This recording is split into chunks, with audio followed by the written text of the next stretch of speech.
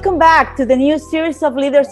For those who I haven't met yet, I am Diana Daniels, YPO Greater Europe, and founder and CEO of Tinkerlink, a social marketplace where we help people to find jobs and get paid. And it's my pleasure to be leading the Leader of Leaders, a new series of podcasts brought to you by the YPO Leadership Development Network.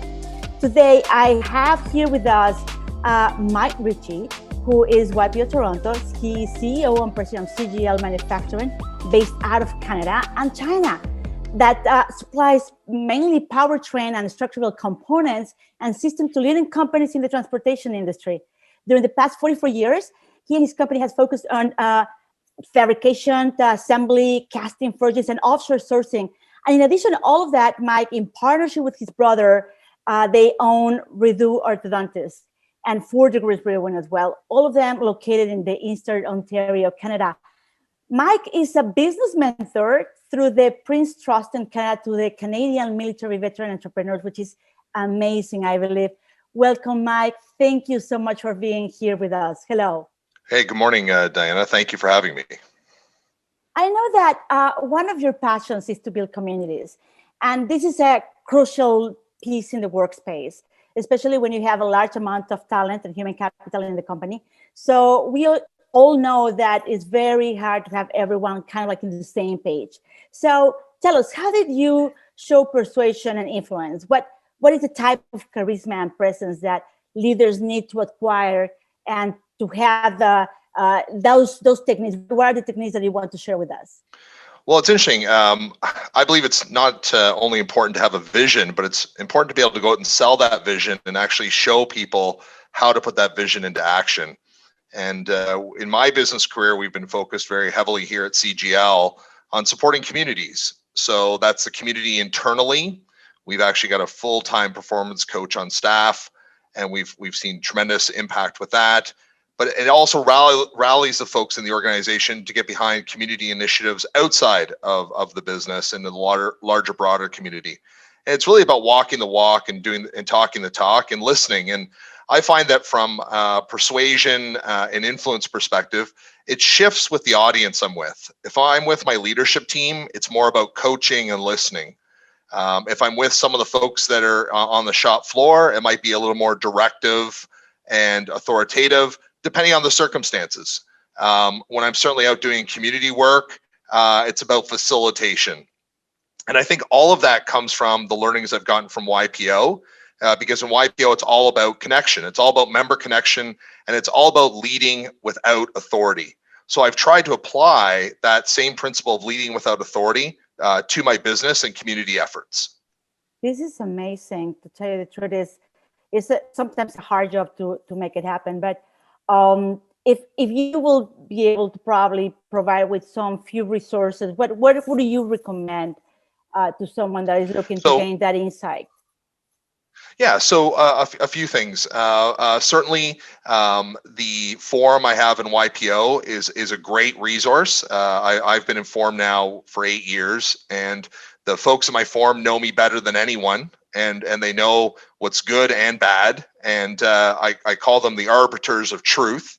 Other resources I use is I mentioned we have a full-time performance coach on site, which is a little interesting for a manufacturing company. And I got the idea from watching the TV show Billions and the concept of the Dr. Wendy character off Billions. I love her. I wish I would have one of those. How was it? How it's been for you? Yeah, so we have our Dr. Wendy is a woman named Dr. Helen, and she's on site 2 days a week, and then she's available to the team by phone or video conference. And I meet with her once a month. And you know what? She's very direct and no nonsense with me. She tells me where I need to push harder. She tells me where I need to ease off the pedal a little bit. And she really kind of keeps me focused and honest and true to myself and where we're going. Because as you can imagine, as a leader, sometimes it's easy to question yourself and to think about, are you doing the right thing? So both my forum and having Dr. Helen on board help with that. And then the third I'd have to say is family and friends, right? Because at work, I've got all these people that are employed by the company, and then I can provide leadership and direction to. when I go home, my 5-year-old and 2-year-old, that's not how they want to interact with me, right? They have a totally different perspective. So, and my parents certainly don't want me to act like a CEO when I'm around them.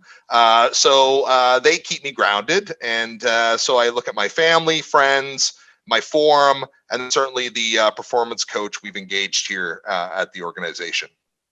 I love this. Yes, I guess that that balance is completely necessary. You know, we have that saying that is not only about you, the company, but it's the whole you, which is you, the company, the community, and the balance that you bring into the family and all of that. Fantastic. Absolutely, So, absolutely. I'm going to now to go to one of my favorite pieces into the podcast, which is the top 10. Which is rapid fire questions. Basically, these are pretty fun, right? You just have to say whatever comes to mind. Okay.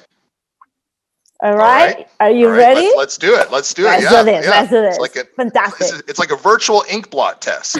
There you go. Yeah. Well, okay. So, tea or coffee? Tea. Really good. Morning or night? Night. Time, love, or money? Love. Always. What was your childhood career?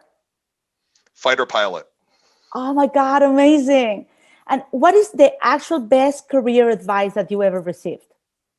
The best career advice I ever received was from my first boss. And he said, don't worry about how much money you make when you're 25. Don't worry about how much money you make when you're 35. He said, worry about how much money you make when you're 45. When you're younger, focus on getting every possible experience and opportunity you have, and then that will shape you for the future. This was really good advice. So if not in Canada, where would you like to live? I'd like to own a boutique hotel in the south of France. Ooh, nice. What was the last book you read? The last book I read was The Hypnotist by Lars Kepler. Nice. What are you afraid of? Failure. Yeah, aren't we all? And what keeps you awake at night? My kids, because they're unable to sleep through the whole night. Oh my God, they're little. I have a 5-year-old and a 2-year-old, yes. Yeah, full hands. So, and the last one is, what makes you to be able to wake up? The excitement of getting up and starting to support my team and the freshness of each new day. Beautiful. I have a bonus question for you, Mike. Okay. So can I ask you, what is this that you won the 1977 Best Looking Female Baby Contest? I had to ask you that. I'm sorry. Yeah. So my parents went to the fall fair. My mother needed to use the restroom. She told my father to register me for the Best Looking Baby Contest. My dad got in the wrong line, being only 9 months old. Anyway, there was some confusion. By the time my mother came back, the judging was done, and my parents have a nice ribbon. And anyway, yeah. Well, you were a beautiful baby. I'm pretty sure of that. We will need, I will do a rain check with you so you can show us a picture.